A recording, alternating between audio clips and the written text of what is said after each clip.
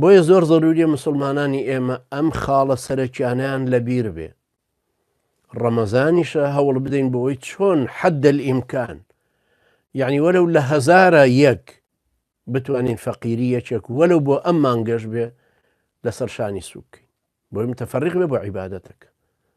کرێکارێکە ماڵ و مناڵێکی زۆری بەسەرا کەوتووە فەقیرە، بتوانیت تۆ فەردەیە برنج و تەنەکەی ڕۆن و شەکر و چاو سابوون و شامپۆ و پێداویستەکانی بۆ تەمین بکەیت، بە هەرە مانگە بۆی تەمین بکەی $100 تێت.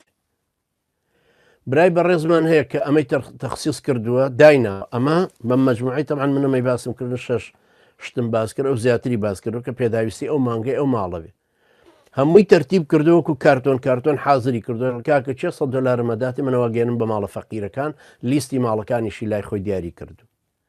چەند شتێکی گەورەیە کە تۆ بەس خەبەرمان بدەیتێ بڵێ کاکەوە منش $100 دا بە تەلەفۆنی گەینەوە بۆ شارێک لەو شارانی کوردستان وڵین بیگەێنن، بەبەستیشم هەر باشوور نییە ڕۆژهەڵاتیشە. ئەمە لایەنی کۆمەڵایەتی ئیسلامیەکەیە کە پێویست نابێ نەبترسین لەوەی کە تاغوتانی کوردستان یا شوێنی تر ڕێمان لێ بگرێ، نەنەفسی خۆشمان بمان ترسێنێ بڵێ وڵا ئەمە نەکەین باشە، کاک خۆم بەبێ دەنگ بیدەم بە فەقیرێک باش.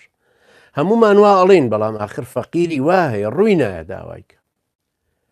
ئێمە لە نزیکەوە ئەی ناسین کە فەقیرە دەستکورتە پێویستی پێیەتی بە بێدەنگ ئێمە پێی بگەینین شتەکانیشی پێگەین و کاتە خۆ کابرا ناتوانێت تۆ بگرێ بڵێ یارمەتی تیرۆرتدا بابە شەکر و ڕۆن و چاوم بردو بۆ ئەو داما بۆ ئەو ئافرەتە بۆ مناڵان و ناژبێت ترس و تۆقین لەم جۆرە شتانە وامان لێ بکەن ببن بە بربەست نەتوانین کارەکان بکەین.